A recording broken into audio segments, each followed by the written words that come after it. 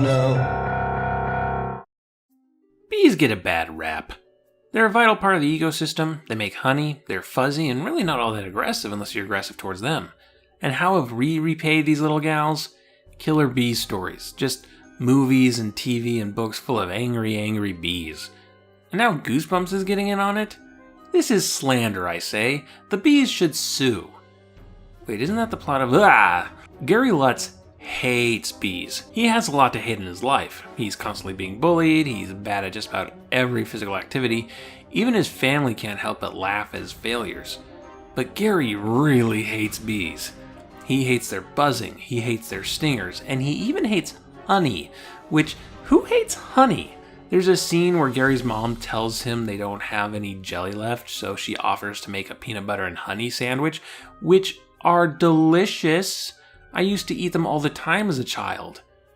And as an adult. But Gary's bee phobia is so strong that he can't even suffer the sweet, sweet aftermath of bees. Which is a huge problem because Gary's next door neighbor, Mr. Andrade, keeps bees in his backyard, so bees are always flying over to Gary's house. The last time he caught me watching, he made a big deal out of it. He acted as if there was some kind of law against sitting outside in your own backyard. "What's this?" he bellowed at the top of his lungs.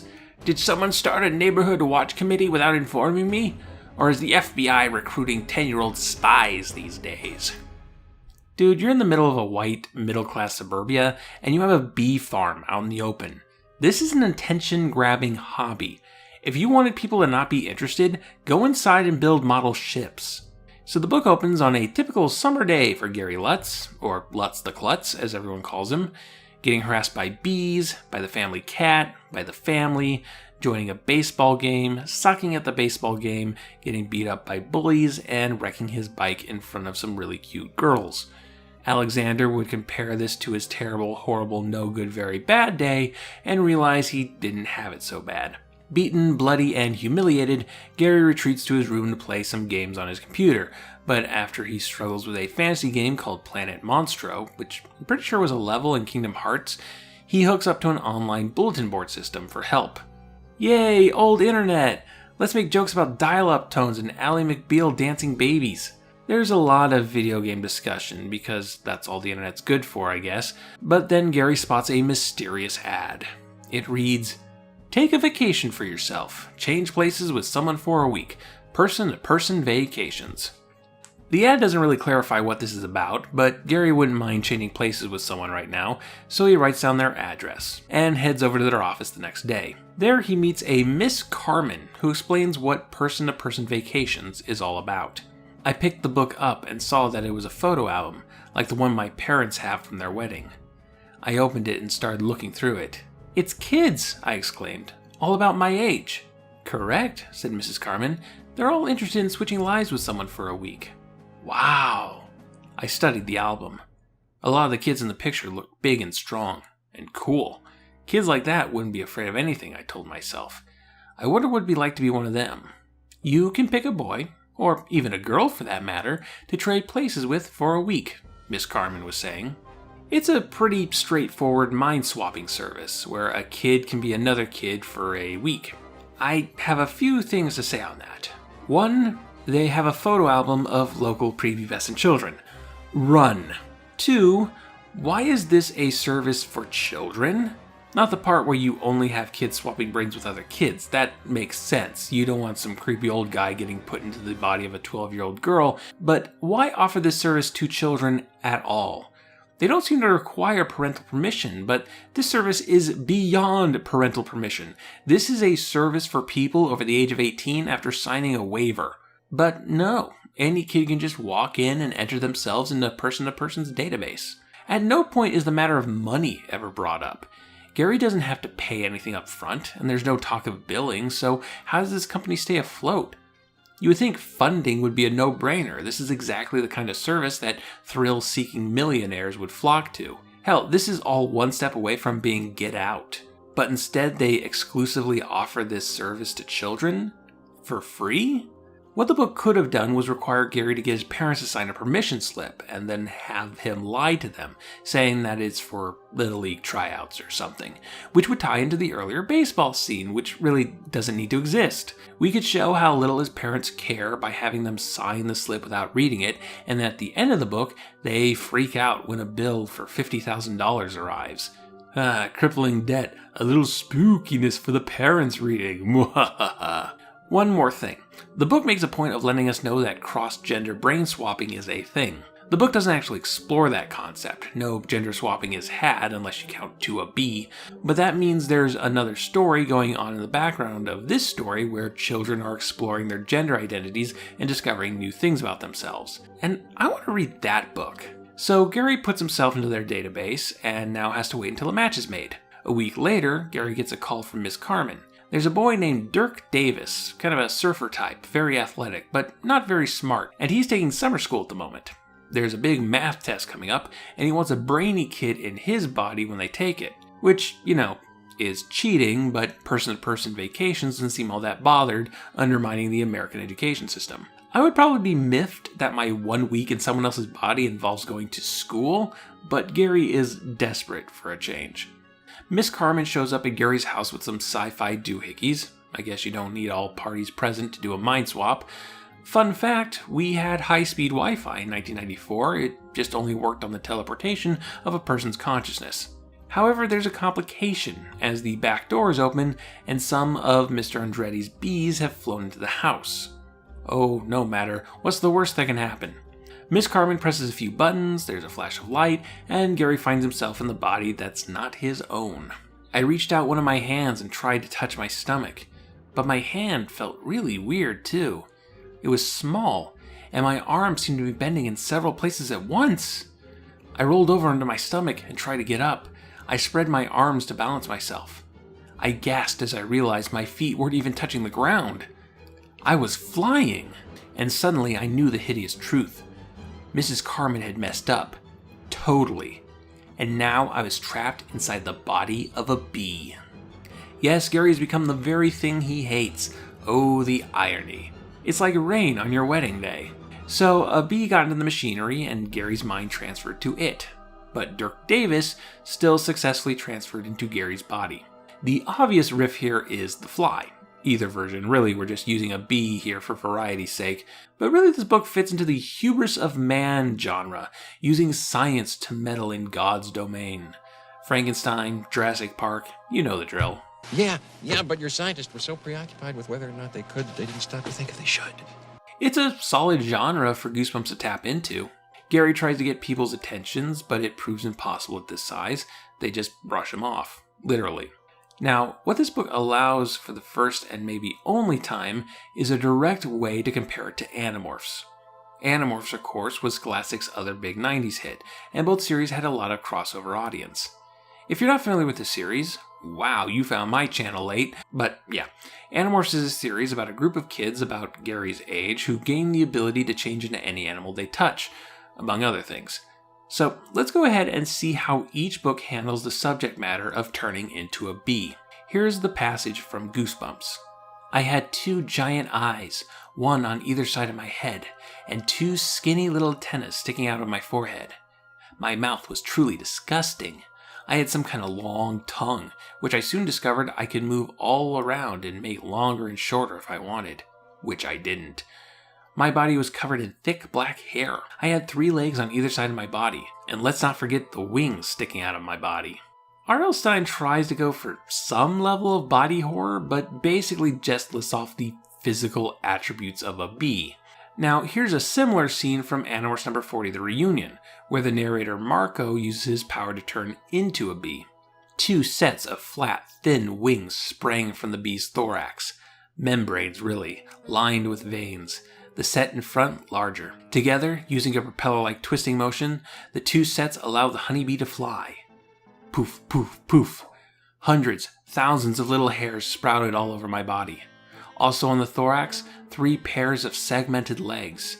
When the morph was complete, I would be able to walk and even use the frontmost legs to clean my antennae. Next to show up were the antennae, segmented and coated with tiny hairs. Super important sensory organs, sensitive to touch and odor. attached directly to the brain. Cool. I could move the antennae because each was set in a socket in my head. Huh? Okay, human head was rapidly becoming the kind of triangular head of a bee. My human mouth suddenly sealed. My chin splitting down the cleft. Sloop. And shooting out of that vertical mouth, a proboscis, a long and hairy tongue that would allow the bee to drink liquids.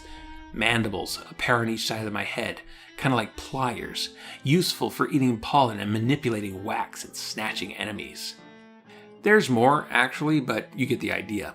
Kay Applegate uses the otherness of the bee's biology as a source of anxiety. Marco changing into something is one thing, but changing into something so completely not human is unnerving.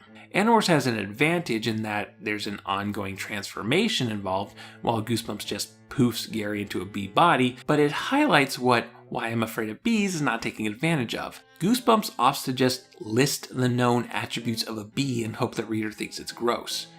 Animorphs make sure you know it's gross. Gary flies around for a bit, has a few close calls with a car and with a cat, but eventually gets caught by Mr. Andretti and his bug net. Soon, Gary finds himself trapped within the hive, unsure how to communicate with the bees, but we do get basically a magic school bus-esque look into a bee colony and bee behavior. But instead of learn things organically, Gary just sort of remembers bee facts. Despite being genuinely horrified of bees, Gary has a bee fact book, and every once in a while will go, "Oh, right, the bee fact book said the bees dance to communicate," or, "Oh yeah, the bee fact book says that stinging kills the bee." Eventually, Gary learns enough about the hive and bee behavior to get out and start making progress in getting his body back. He starts by trying to get Dirk Davis's attention, but nothing doing. Next, he flies all the way to Person-in-Person Vacation's office to find Miss Carmen. Initially, he can't speak with her, which was established earlier. Good on Stine for doing some proper setup and payoff. What doesn't make sense is how the hell can Gary speak to begin with? At first I thought I misunderstood the situation and Gary was turned into a bee with a human face, like on the cover, but that is not the case. He's in a normal bee body, but he can talk, implying that bees have the capability of human speech. Miss Carmen is shocked to discover the mix-up. Oh, but suddenly it's clear why Gary in Dirk's body was acting so strangely. Yes, the bee's mind ended up in Dirk's body, and Miss Carmen just kind of shrugged and assumed Gary was just like that. Gary's upset and tells her to get everybody here so that we can switch to the right bodies, but Miss Carmen reveals there's a complication. Miss Carmen cleared her throat. "Well, I could," she replied slowly. "Normally I would transfer you right back. But there's a slight problem in your case." "What kind of problem?" I demanded. "It's Dirk Davis," Miss Carmen replied. "It seems he's become very attached to your old body. He likes your house and your parents too." Wait. There's no fail-safe for that? If two people switch bodies and one of them decided they wanted to stay in that body forever, then you're shit out of luck? Even putting aside the "can accidentally put you in an insect's body" thing, this whole system has so many flaws it is days away from a lawsuit. A lawsuit they couldn't afford because they do this service pro bono. Now, the obvious answer here is to grab Dirk's body that's under the bee's control and swap their minds with Gary's, so that the bee is back in its original body and Gary is in a much safer human body, if not his own. But in the ultimate example of person-to-person shoddiness comes when Mrs. Carmen just leaves, not resolving any of this, just muttering about how upset she is. "Oh, what about me? Why don't you think about how I feel about your life-threatening crisis? In any case, my shift's over, we can't work overtime, and it's the weekend, so just hang around in this locked office without food and water while I go home, open a bottle of Turning Leaf, and watch Beverly Hills 90210. Bye!" Thankfully, there's a cracked window, and Gary managed to make his way out. With Miss Carmen being just totally worthless, Gary doesn't have many options, so he flies over to Dirk's house to see how the bee in Dirk's body is getting along. And here's another point of comparison we can make with Animorphs. In Animorphs number 39, The Hidden, an ant is accidentally given the morphing powers and starts turning into a human. Let's compare that with how this bee is getting along in a human body. First, Goosebumps. Dirk grinned. Then he turned and walked around the corner of the house. I didn't know where we were going, but I knew I had to follow him. I found Dirk in the backyard. "Hum," he said to me. "Hum." He pointed to a big rose bush and grinned. Then he stuck his nose deep inside one of the blossoms. "Hum," he said. "Yum." I gaped at him in shock. "Of course," I cried. "You got the bee's mind when I got the bee's body." Dirk didn't say anything, but when he pulled his face out of the rose, the end of his nose was covered in yellow pollen. Oh, how cute! Now let's see the Animorphs version. It was horrible. Terrible. It writhed and jerked, body parts melting, then hardening from ant to human and back. Antennae burst from its human skull, were sucked back in, and then shot out again. It looked around, eyes bulging in panic, and opened its mouth in a scream straight out of my worst nightmare. Raw torment. I staggered back, clapped my hands over my ears, tried to shut out the unearthly shrieks. I glanced back at it, watching it scream and writhe like it was in mortal agony. Why would it be in pain? Morphing doesn't hurt. And then the memories I had of being an ant resurfaced, and I knew why the Ant Cassie was so terrified. For the same reason, except in reverse, that I never wanted to morph an ant again. They were all part of a collective, mindless, soulless beings without wills or thoughts of their own. When the ant had morphed to human, it had become an individual with the freedom to choose, with free will. The human brain, with all its diversity and innate curiosity, must be completely overwhelming it. Okay, remind me, which of these is the horror series? The bee as Dirk isn't helpful, so Gary makes one last attempt to get Dirk as Gary's attention. And this time, hey, Dirk can hear him. It's implied that Dirk managed to get some bee understanding powers in the mind transfer, which would be something if normal people like Miss Carmen couldn't also understand him. The problem wasn't that people couldn't understand Gary, is that Gary's impossible voice is very, very quiet. Dirk doesn't want to give up Gary's body because Gary's family is so much nicer than his, which is something I kind of wish the book explored more. Does Dirk come from an abusive home? Is that why he's failing school? Is that why no one seems to care that who they think is Dirk is acting like a goofy weirdo? Like, that's an interesting point of conflict. Dirk threatening to keep Gary's body not because he's a jerk, but because he sees it as his only way out of a bad situation. Gary finding himself empathizing and realizing that as bad as his life is right now, it could be a whole lot worse. Emotional complexity. You know, from Goosebumps. It could happen. But no, rather than have an interesting discussion on agency and want, Gary flies over to Mr. Andretti's yard and uses his new bee knowledge to summon an entire swarm to attack Dirk. In the process, realizing he'll never get his body back, Gary, decides to end it and sting Dirk, knowing full well that it'll kill him. They treat a bee sting like it's some magic off switch for a bee, when in reality it's a brutal process as the bee's abdomen and intestinal tract are ripped apart. Gary slips off into the icy void of death, only to wake up in his own body. So, best I can figure, Gary's bee body dying triggered something that resulted in everyone returning to their original bodies. Some sort of failsafe in the technology, I guess. The book makes no effort to explain it. But now Gary's back in his body, Dirk is back in his body, and the bee, well, I guess the bee is dead. Hope she enjoyed her few days of sentience and thumbs. We never see Miss Carmen again, never find out if anything happens to person-to-person vacations because of this. We do see that Gary is no longer afraid of bees, which is the exact opposite of the title, Stine. Some of Dirk's talents stuck around in Gary's body, and now Gary is no longer clumsy and is doing sweet tricks in the park. And Gary and Dirk are friends now, even though they actually tried to kill each other.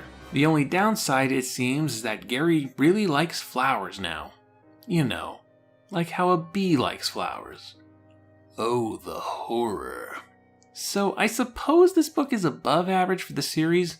The premise is interesting enough. Gary is in the not annoying side of Goosebumps child protagonists. You mostly just feel sorry for the guy. It riffs on its old horror and science fiction influences without feeling like a hacky ripoff, and the constant threat of danger to Gary helps distract from the book's more wacky flaws. But like just about every Goosebumps book, it fails to recognize the heart of its premise. Swapping minds, spending a day in someone else's shoes, this is a science fiction concept that could explore human nature and how we as human beings can be so preoccupied with our own problems that we fail to recognize the problems of other people. Gary has a crappy life, but it's a walk in the park to whatever Dirk's life is. The book could have leaned in that aspect, could have been a learning moment for Gary and the audience. But Goosebumps never really wants to do that. It wants to take a premise that'll make a good cover and not worry about the logistics of it. It also could have leaned more into the body horror stuff. Goosebumps has used gross imagery before. Instead, it goes for some elementary school lessons on bee biology. If you already have a fear of insects, then this book will probably creep you out. But if you don't, then there's nothing all that scary in this horror book. I think maybe that's the reason Goosebumps resonated with young readers for so long. You can bring a lot into the book. Your own fear of bugs, or fantasies of wanting to escape your crappy life, or maybe you read that book about mind swapping to another gender and realized something important about yourself. But these books never seem to meet you halfway on it. Anything you get out of a Goosebumps book is what you put in it yourself. I give Why I'm Afraid of Bees a bottle of antifreeze out of 10.